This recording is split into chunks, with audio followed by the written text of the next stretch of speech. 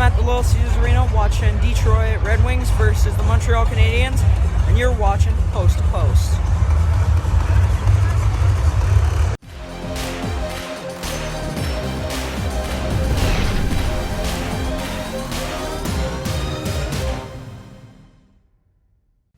Hello and welcome to Post, the channel where we discuss all things hockey and all teams. This is a very serious video. People are going to be clicking on this video because I'll stop smiling then. Because refereeing in the NHL in the playoffs is very controversial at the moment. And I don't disagree, actually. I think they're right. It is controversial. I'm going to ask you some pretty broad questions. Okay. And then we can get a little into some conversation, if that's okay. Do you think there's a difference between regular season refereeing and playoff refereeing when it comes to penalties? Yes. I agree. Letting the teams play. We hear that term a lot. Letting the teams play. Or the referees putting their whistles in their pocket. Putting whistles away, yeah. Yeah. It's not uncommon. It happens every single playoffs.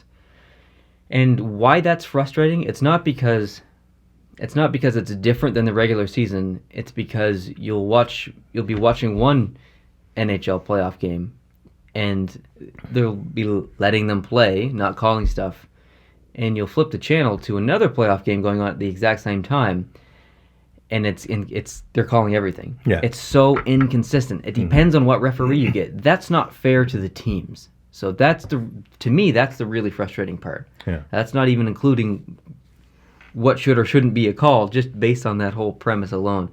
That's frustrating to me.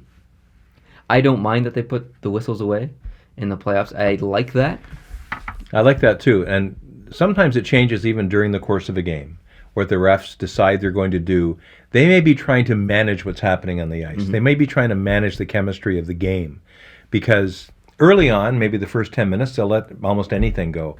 But if they see some chippiness and retaliation that's escalating, then they're going to start calling things tighter than they would early in the game, or tighter than they would in a completely different game in the same series or a different series. I agree. And they have to, it's almost like playing an instrument. They have the game to do.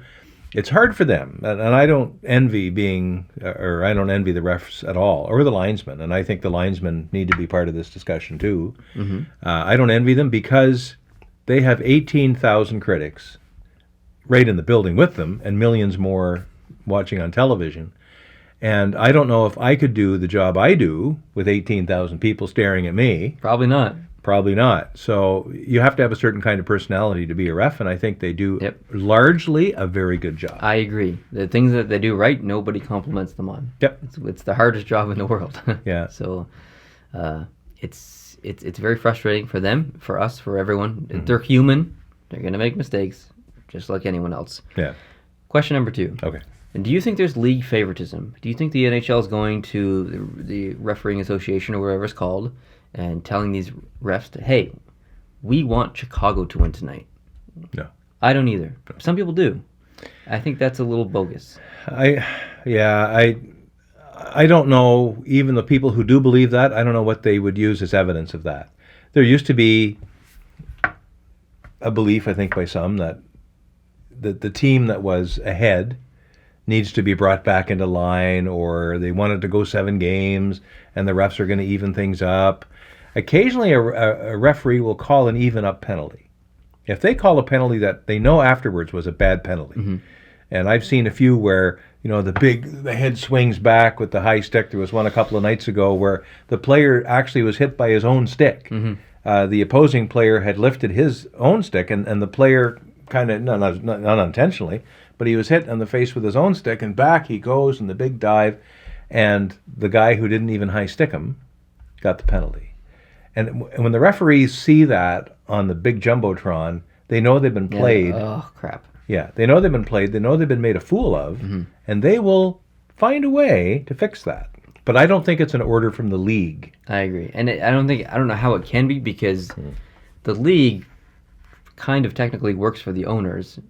If the Philadelphia Flyers were continually being screwed over by penalty calls and stuff, their owner would go to the league and be like, okay, this isn't cool. Yep. And other teams and other owners would probably notice this as well, and it can't happen. There's not a world in where this could happen. So I don't I don't agree with that conspiracy theory. Mm-hmm. These goals versus no goals in the playoffs, people are getting very upset at the referees for this. Yeah. The league makes the decisions in the playoffs. They announced this, correct me if I'm wrong, they announced this a couple of months or about a month before the playoffs because of all the goaltender interference controversy and stuff, that the league was going to make the decisions on goaltender interference and what is or isn't a goal. That's correct, right?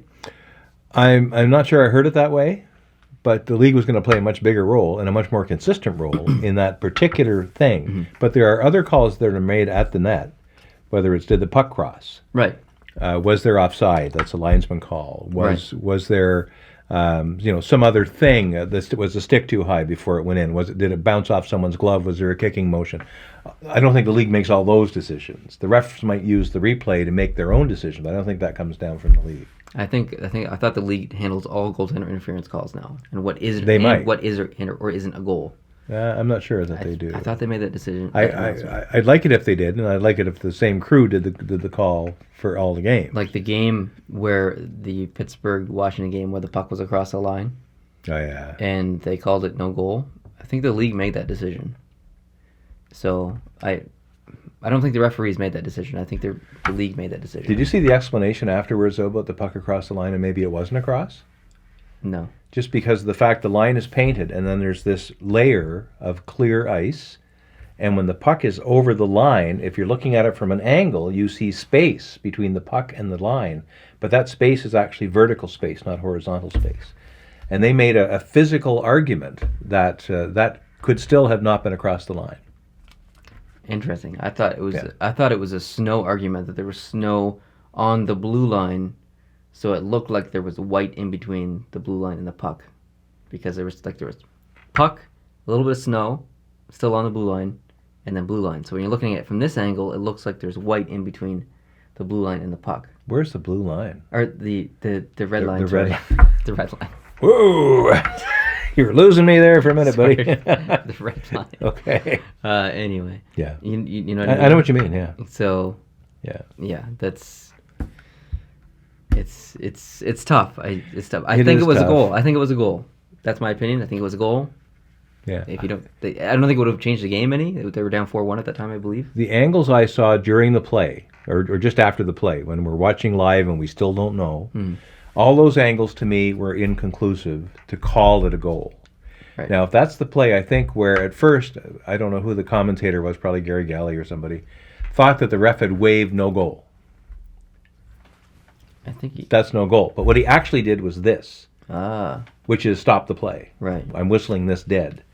And there's a difference there, because if it's no goal, you need a absolutely conclusive call to reverse that. Exactly. But if you do this, you're just stopping the play. You haven't called it a goal or not a goal. And I don't know how much that changes the water on the beans, but it's an old guy's expression. Okay. I'm sorry. No, that's okay. I'm sorry I'm old. Continue with your water on the beans talk. I don't know how that changes things, but I think it does change things, because when you're making a call on the ice, that call is good until it's not good. Right. When you're just stopping the play, you're not saying one thing. You haven't called it yet. You haven't waved off a goal, and you haven't indicated a goal. You haven't made no decision. So everything's still in the air. We're going to go and watch the videotape. All the videotape I saw at that moment, I didn't see anything that showed the puck across. Afterwards, 10 minutes later, or 15 or 20, or the next period or whatever, then I saw that single shining photograph of the puck apparently across the line, long after they dropped the puck and went back to playing. And I don't know what angles the NHL had. And I'm not sure that parallax argument still isn't in play, because it was at quite a shallow angle where you see the puck apparently across, like you say with the snow.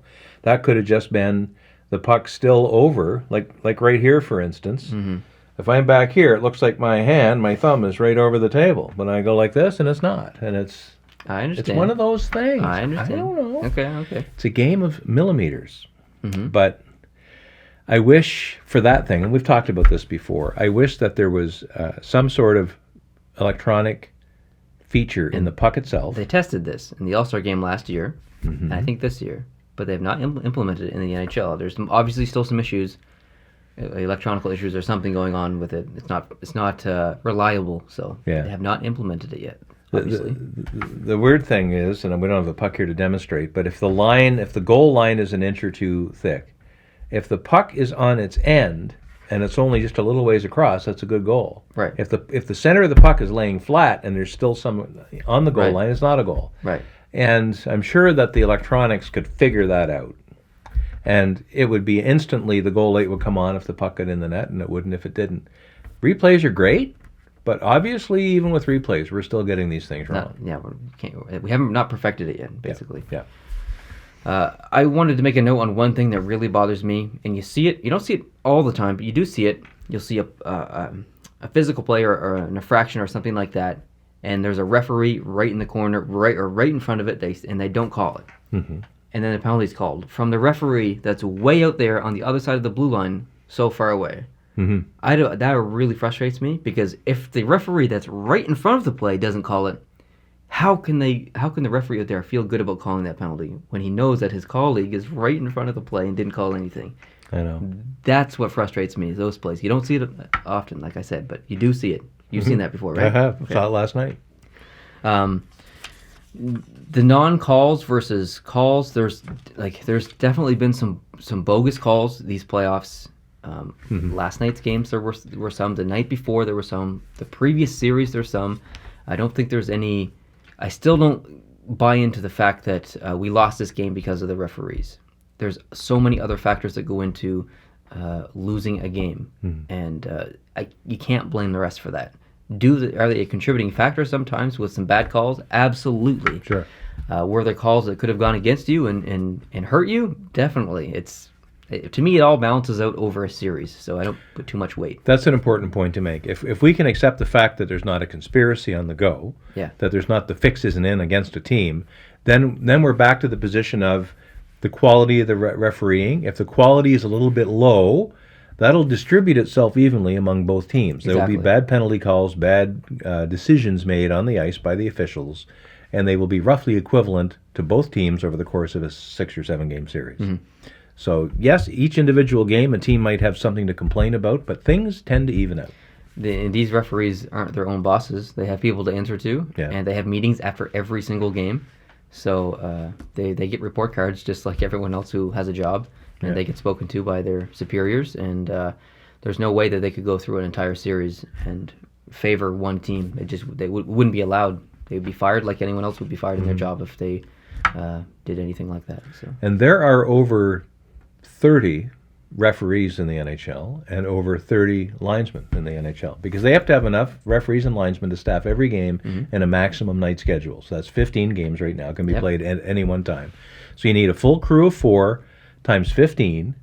That's 60 people just in the officiating crew, and only a select few of them get chosen to do the playoffs. Exactly, and that's a smaller group as you go. And exactly, the Stanley Cup playoffs, the Stanley Cup Finals. Sorry, that last series, only the best, most experienced referees get to do those, and it's part of their resume. They use that as a resume. Yeah. Same as the Olympics. If you're refereeing at the Olympics, you probably would have had Stanley Cup Finals experience. It's all about the stepping stones to get up to referee that ultimate platform or the ultimate games. And they have great pride in their work. They don't want to be exposed for being bad at what they do. And not only do they have the 18,000 critics in the stands and the millions of viewers at home, like you say, they have these debrief meetings after they're done. They have videotape that's criticizing or critical of the calls they have made or have not made. And they're doing this in real time. And you and I have had this discussion before, and I'm amazed at how wrong I am sometimes on these offside calls. Where you'll see the play, and for me it's like, that was clearly offside. Or that was clearly not offside. And then we'll wind back the PVR and step. And 90% of the time, the linesman's right. Yeah. And I can't believe the linesman can make that snap call. Of course, he's on the ice and I'm not. But they can make that call and get it right so many times. There's times they don't. We know about those. But considering they're human beings with eyeballs and people skating by them at 100 miles an hour, and the noise and the racket and the lights and the flashes and the music, and they can still focus enough to do that almost all the time and get it right is amazing. Definitely. Yeah. Last question. Okay. Do you think the referees call penalties on players based on their reputation that otherwise would not be penalties if they were a normal player? For instance, Gallagher from the Montreal Canadiens, we'll use our favorite team as an example. He gets called for a lot of goaltender interference penalties, and rightfully so, because he has a reputation of being a crease crasher, a goalie annoyer, and the referees aren't naive of that fact. They know who he is, they know what he does, and they're more likely to give him a penalty than other people on the ice. Do you agree or disagree with that statement? I agree. I agree as well. I agree. I think that applies to certain players in the league, like Brad Marchand probably has a little bit of a microscope on him, and other players as well.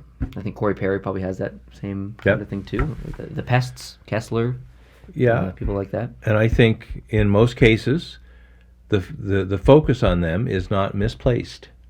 They are crease crashers. They are pests. They're slashers and hackers. And look at Marchand. All the times he doesn't get called when he's sticking guys in the groin and stuff like that, and he gets away with it just because he was, the angle of no one could see him doing it. So when they do get caught, even if it's Gallagher, even if it's one of my guys, usually it's deserved. I agree. So they get more penalties because they draw more attention to themselves, and they do have more infractions.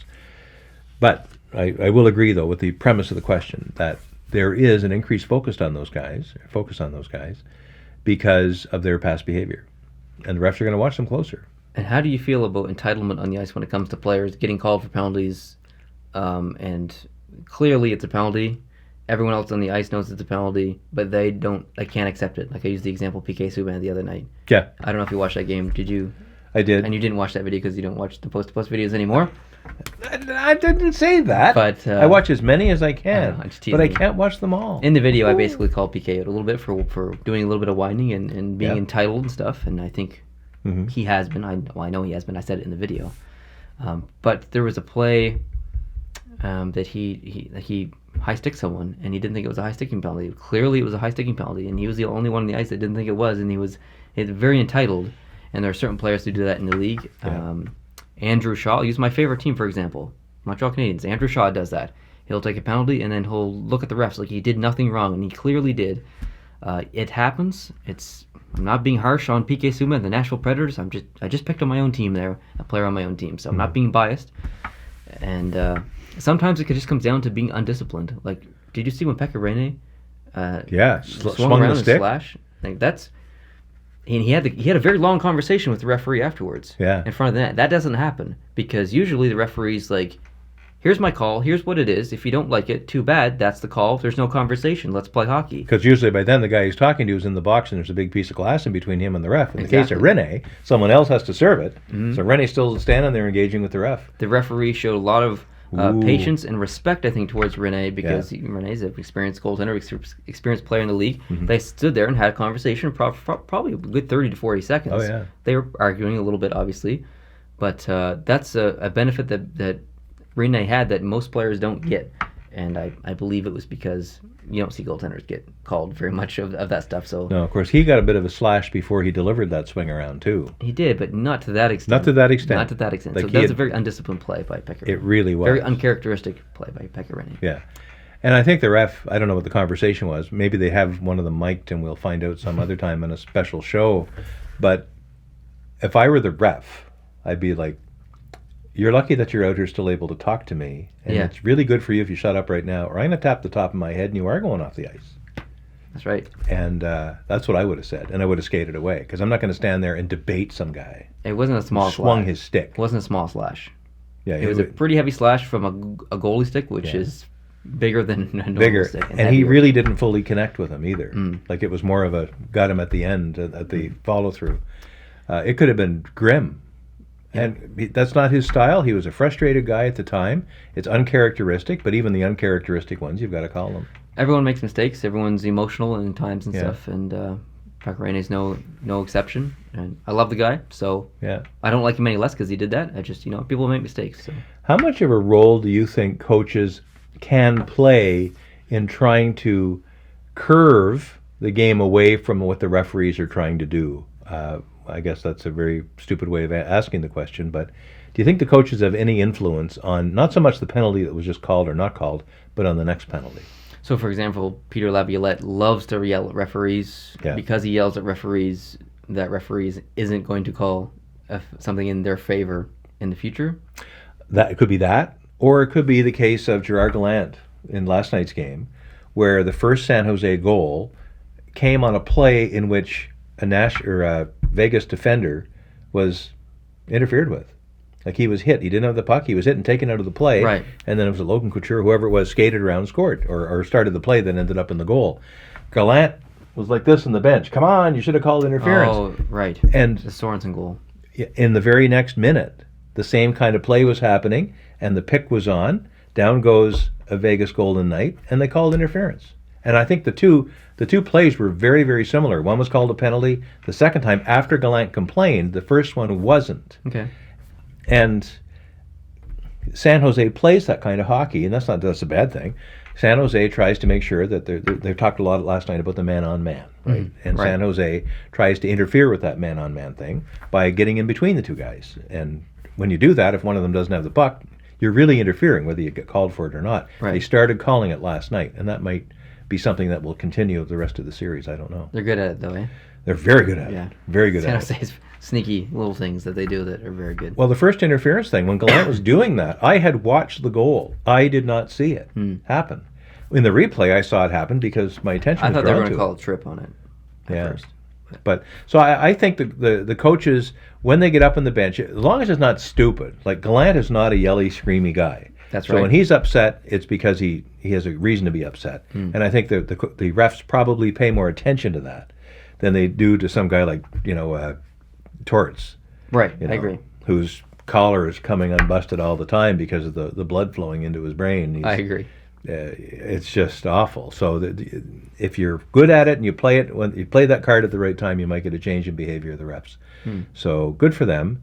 And the coaches, sometimes they're not doing it to actually talk to the ref. They're doing it to show the players that they're behind them, that they're standing up for their player. And it's much of an act, and everybody knows it. And let's just let them do it. Right. So Yeah, well said. Overall, I'm fairly okay with the officiating Me too. this time. There's missed calls. Yeah. We're not saying there's not missed calls. There's definitely missed calls. Then there's calls that are called that shouldn't be calls. Too many mistakes, especially in the playoffs. Nothing we can do about it. Nothing you can do about it. Apparently nothing the NHL can do about it. So Apparently not. just got to deal with it. Yeah. And I think the teams that go into these games knowing that there's going to be calls like this and can move past it easier than these teams that just really just get frustrated by them and get That's a good point. bogged down and stuff. So That's a good point. It's not about the team that gets the bad call. It's how they react to the bad call. every team's going to get a bad call. It's just a matter of time. Mhm. So, yeah, good conversation. Thanks for joining me for Yeah, this video. that was Appreciate fun. it. I like that. If you guys did like this video, please hit the like button. If you are new here, please hit the subscribe button. And we'll see you in the next video. Adios.